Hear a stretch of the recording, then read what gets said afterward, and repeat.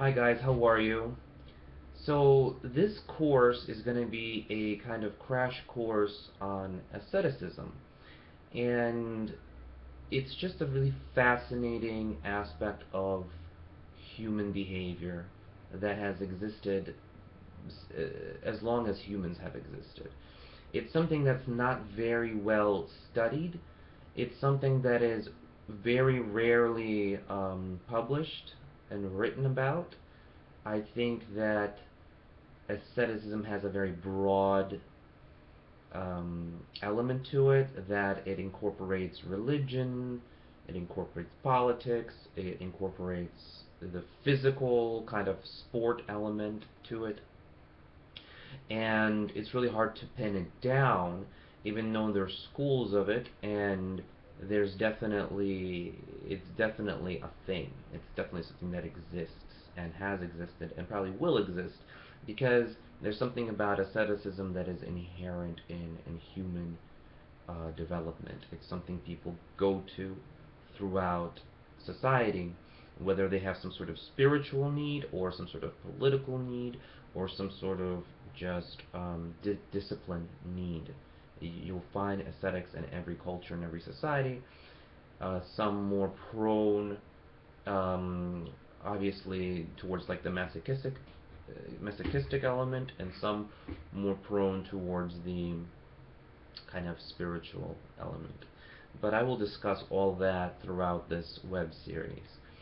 And we're going to be talking about all of these elements. We're going to be talking about asceticism through the religious point of view, as in the Christian ascetics of the 4th, 3rd, and 5th centuries, modern ascetics in India and Asia, as well as political ascetics, groups of people who live by certain discipline principles that seemed to throw out their personal pleasures for political ideology that is also part of it.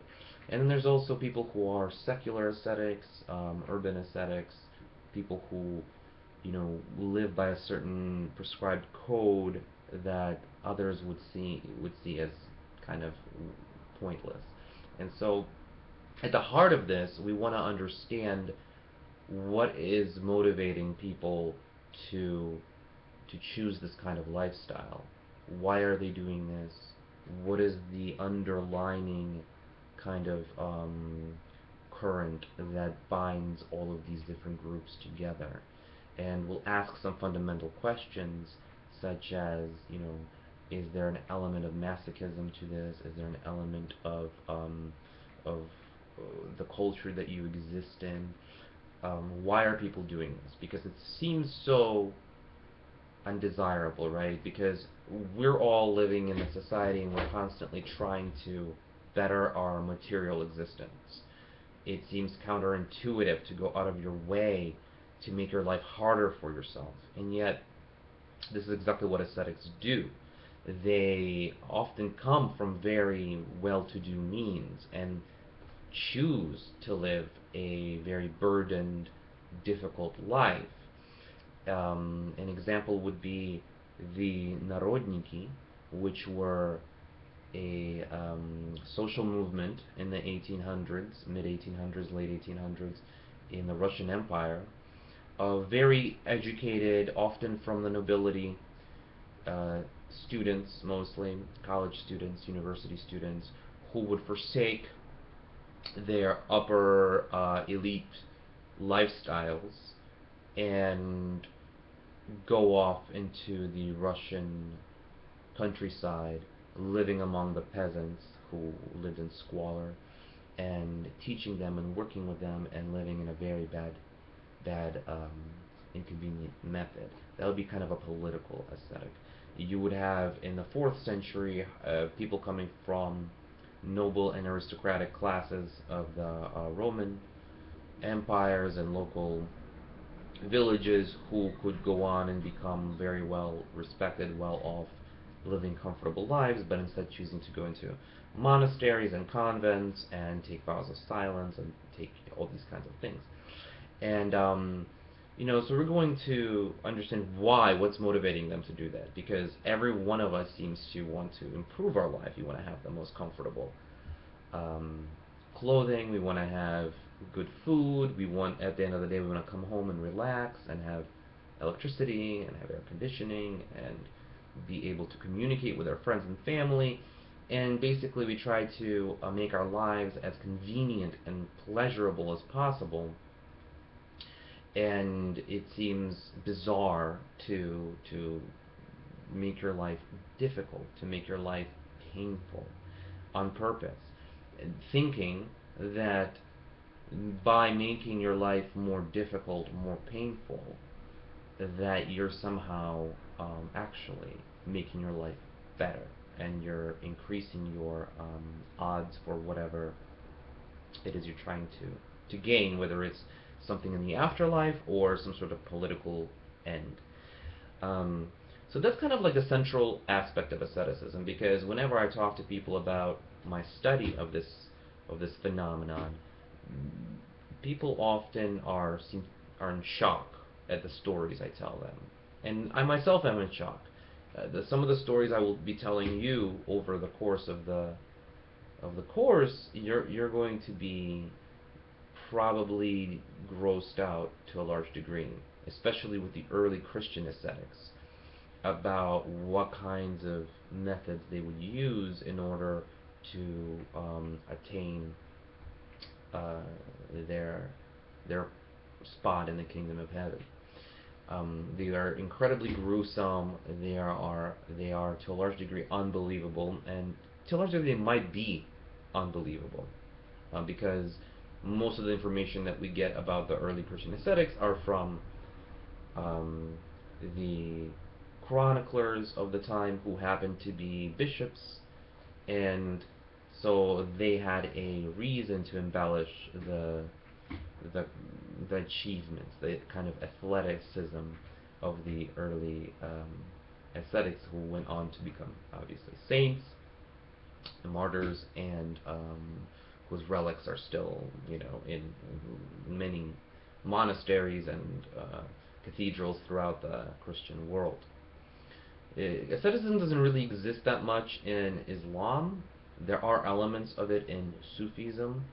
There may be elements of it in Wahhabism. We will discuss that, but it's not such an anti pleasure-seeking religion as Christianity would be. Christianity probably took it to the very heights. You will find it also in some elements of Jainism, which is a very peaceful religion.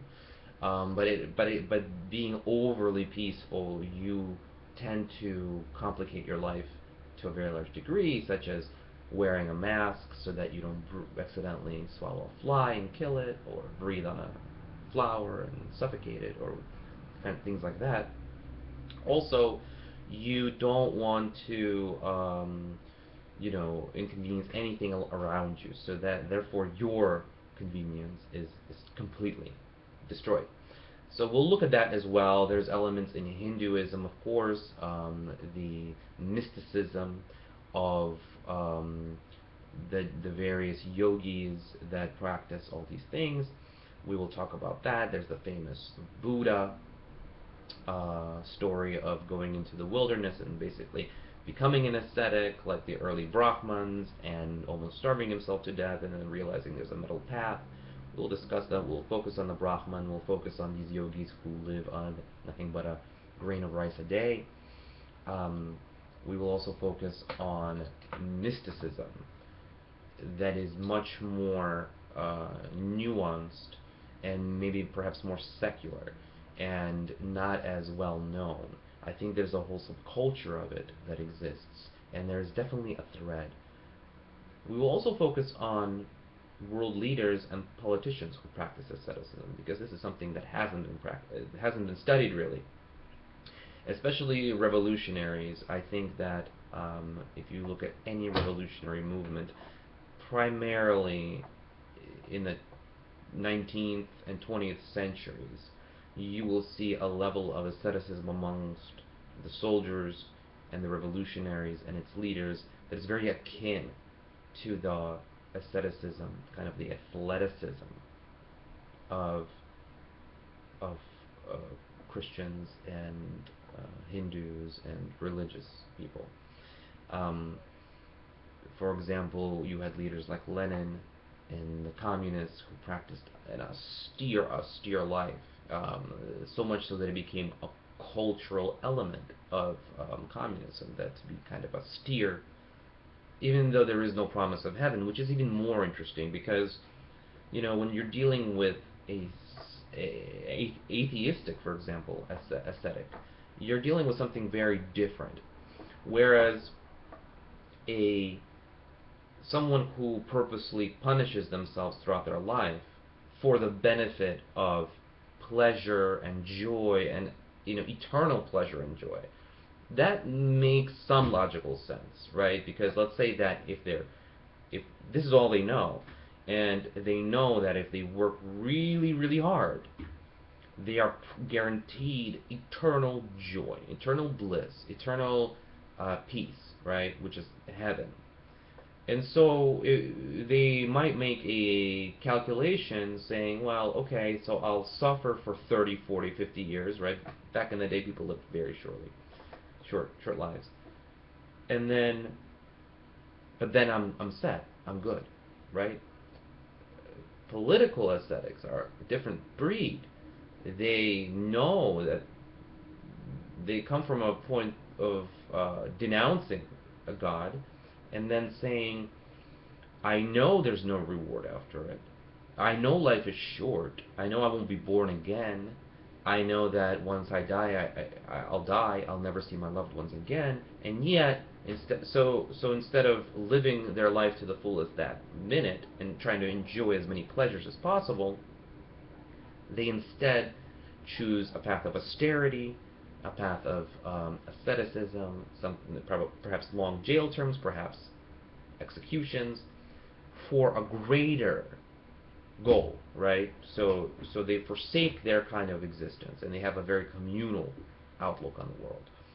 I think this is going to be all interesting topics. We'll kind of start off with a brief overview of just kind of the definition of asceticism. What are we going to put under this umbrella? Because I want you to be clear about what kinds of people we're talking about, what the characteristics and the criteria are for groups and peoples to be incorporated under this term, right? Because some of them won't work. Not every Christian group is an ascetic. Most of them aren't. Some monastic orders perhaps might be, but some might not. The local preacher down the street isn't probably an ascetic. He could be individually, but the order he believes in isn't. So we're going to be focusing a lot on individuals throughout history.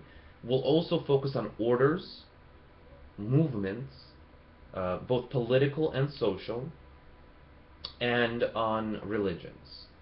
And then we'll get a broad kind of aspect of this, and we'll find out what they all have in common, and then ask some fundamental questions. Overall, I think it's going to be a really interesting and fun course. You will learn things that you've never learned before. You will be enlightened about the bizarre activities of some. You will definitely learn about some interesting philosophies and outlooks on the world. And you will be able to move forward knowing this stuff and forming your own opinions on it. So that's the end of the introduction, and the look for the links for the next section.